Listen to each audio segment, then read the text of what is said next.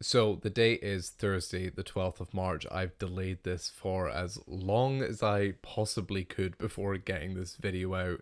It is time for my Oscars picks and predictions. I feel quite confident about a lot of categories, but I really have tried to delay this as long as possible because some of these I feel like it's either a 2 or 3 horse race, and I've been switching my mind so frequently about some of the categories. Who knows, between now and Sunday night, I probably will have changed these again, but this is what I have at the moment. Okay, kicking it off with the big award of the night, I have Sinners winning. I think at this point it is just between One Battle After Another and Sinners. I would be unbelievably shocked if something else took it. Both of these movies have great precursors that in any other year would kind of be a shoe-in for them winning Best Picture, but it's divided so much between the two that I just don't know. The reason I put Sinners is, one, I think the momentum of Sinners, at least in this period of time, is really helping it. I think had the Oscars happened earlier, I think One Battle After Another would have been taking this home easily. But because award season is so long, I think the love on that film is slightly dwindling. I think people still respect it, but feel like it's maybe been given its flowers where Sinners hasn't. Even though Sinners has been sweeping in places. One Battle After Another had the DGA and the PGA, which is, a great sign for Best Picture.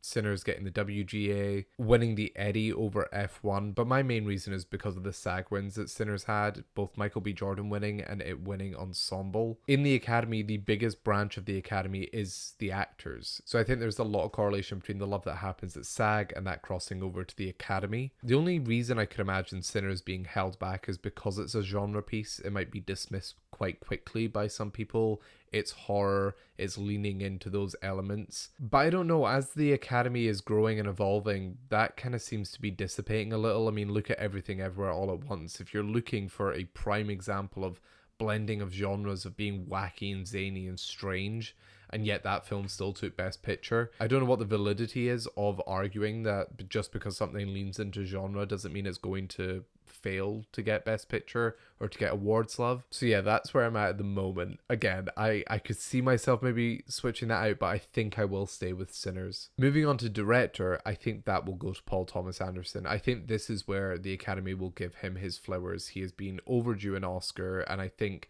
they will want to award him this at least. I think then this split of Best Picture going to Sinners and Best Director going to PTA makes a lot of sense. I really think this Sinners hype train that we're on at the moment is going to do a lot for picture, but I don't see that same love being carried towards Best Director. Coogler is quite young in his career, although he has made a plethora of movies that have been beloved, whereas Paul Thomas Anderson is a little further in his career. I think while the film itself is deserving of a directing win, I also think that this could be viewed as like a legacy Oscar, awarding Paul Thomas Anderson and his achievements in cinema. Best Actress, there is no discussion, it's Jessie Buckley. I'll be shocked if it's anything else. She has swept awards season. She's one of the only actors to have done so I don't see her not being awarded here. I've just realized I've forgotten to do my picks for the first 3 categories. My picture winner would be One Battle After Another, my director would be PTA, and my actress would be Jessie Buckley. Actor, now this is a fun conversation. I have Michael B. Jordan winning, and I don't think it's got anything to do with the Timothée Chalamet drama that some people seem to be citing as a reason why. All of that happened after voting closed for the Oscars, so that hasn't impacted voting at all. The reason I've went for Michael B. Jordan though is the love that he got at SAG. I think it's actually quite important, the duration between when they won their last award and when the Academy has the Oscars, because you're at the forefront of people's minds. When Timothy won his award, granted it wasn't all that long ago, but it kind of is in the perspective of award season. I think the love in that room for Michael B. Jordan, I think Viola Davis's reaction to when she read out his name. I also think this being kind of a career Oscar as well. He's done so much work and he is just a little bit further along in his career than Timothy is. The Academy notoriously doesn't really give this award to young actors, but there's a stat that I'm probably going to use for most of these acting awards. There is a very strong correlation between SAG and winning the Academy Award. Since 2010, there's only been 3 instances of Best Actor from SAG and the Oscars not lining up. So I kind of thought it was going to be between Michael B. Jordan and Timothée Chalamet, but kind of using that fact and the momentum for Sinners, I think Michael B. Jordan will walk away with this. My pick, though, would be Ethan Hawke, somebody who has no chance of winning this, but I think he gives the best performance out of the bunch. Supporting actress, again, one of the most interesting races that we have on Oscars night.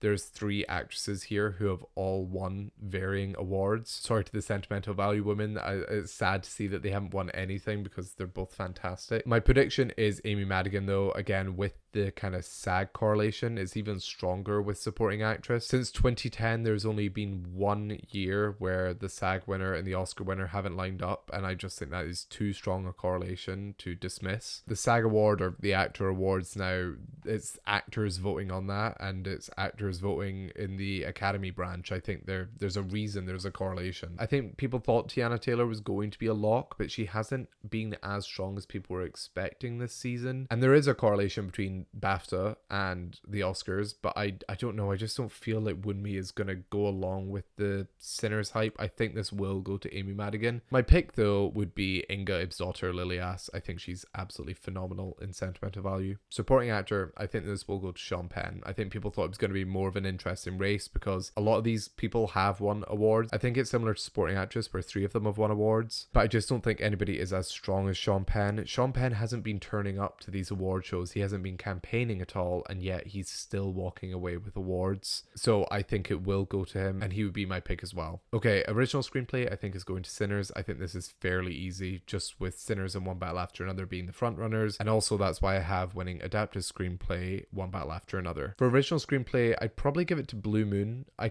could see myself giving it sentimental value, but right now I would give it to Blue Moon. An adapted screenplay, I'd give that to One Battle After Another. Casting is really interesting because we don't know how this is going to go. I've went with Sinners. I think it will follow SAG Ensemble. That's kind of where my guess is right now. I think the love that Sinners is getting from an acting point of view helps this immensely. I think it helps that it's viewed as an ensemble movie, and there's lots of small little roles as well. My pick would probably be Marty Supreme, though, or The Secret Agent, but probably Marty Supreme. Main cast and lead cast members are normally chosen by the director. This is to award the casting directors, so that is normally the extras, the background actors, the smaller roles. And I think both Marty Supreme and The Secret Agent actually have really fascinating castings, but specifically Marty Supreme, I just think that whole world was crafted so well. International feature, I think this is between Sentimental Value and The Secret Agent. They're both Best Picture nominees, so that's not that difficult to figure out. I think this will go to Sentimental Value, though. I mean, it is cleaned up in other awards. I also think it's slightly more palatable. The Secret Agent is long and heavy, and I think requires a lot of thought to like really understand how incredible that movie is. Whereas Sentimental Value, I think, leans more on the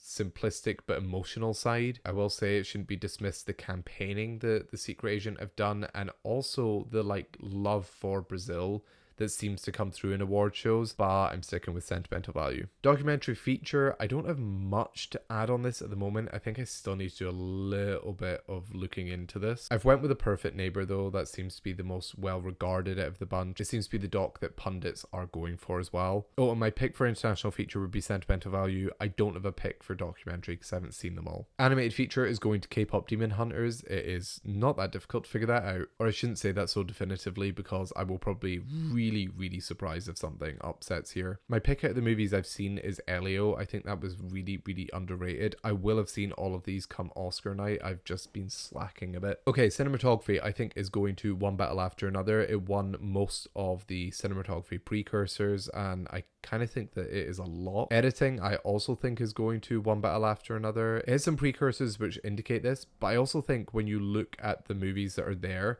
the editing really stands out in One Battle After Another because of the pace of the movie. Making a 3-hour movie like that fly by, it comes down to the editing, and I think it's spectacular, and I think other Academy members will recognize that, because I imagine anybody who sat through that movie will have not felt the runtime in a good way. And my pick for cinematography and editing is One Battle After Another. Okay, production design, costume design, and makeup and hairstyling I have all going towards Frankenstein.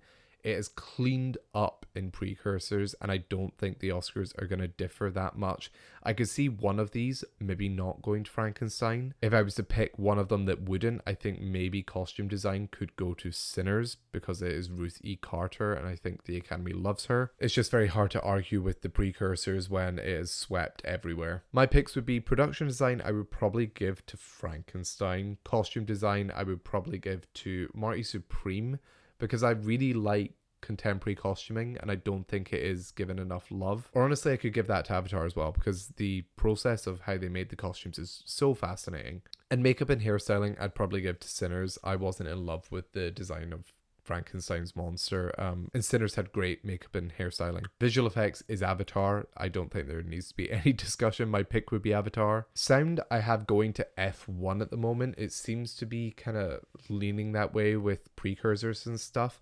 I'm not a massive fan of this as a nomination, to be honest. I think the score kind of drowns out any sound in that movie. Honestly, I think my pick would be Sinners or Surratt. I could also see a world though where Sinners get sound on a day that they really love Sinners and it is a Sinners suite. I could see this getting sound. I'm not sure what the love is like for F1 in the Academy, but I have it winning. Score is going to Sinners, which is crazy. Ludwig Göransson is going to win his 3rd Oscar. Congratulations. What an insane feat that is. He is maybe the best working composer at the moment, so it's so well deserved. The Sinners score is absolutely phenomenal. I think my pick would be Sinners. I do really love the One Battle After Another score, and especially how that's integrated into the movie. I love Johnny Greenwood as well. It'd be nice to see him get an award, but my pick would probably be Sinners. Original song, I have Golden winning, because of course it got nominated for Grammys. It's had billions of streams. Everybody knows that song, even if you've not seen the movie.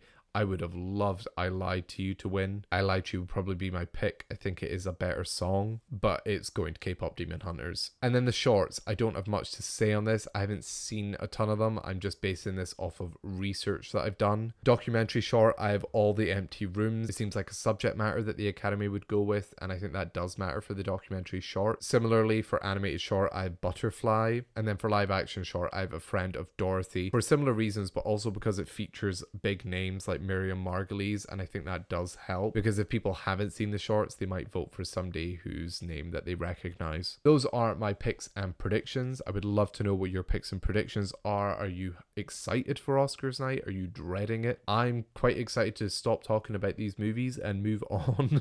Either way though, I think going through the nominations, it was such a strong year for cinema. I think whoever ends up winning, great. I'm not looking forward to the discourse, because I think there will be discourse between if Sinners wins, if One Battle After Another wins, if Timothy wins, if Michael B. Jordan wins. I think there will be chaos just within the awards itself. I don't think there needs to be a moment like in other years to get people talking about this, but I'm super excited to see how it all plays out, and I'm so excited for the live performances, and they're showing clips this year as well, thank God. If you like this video, give it a like and subscribe. Make sure to check out my latest video essay on Francis Ha if you've not yet. Follow me on Insta and TikTok for all my daily musings on film and TV, and I will see you in the next one.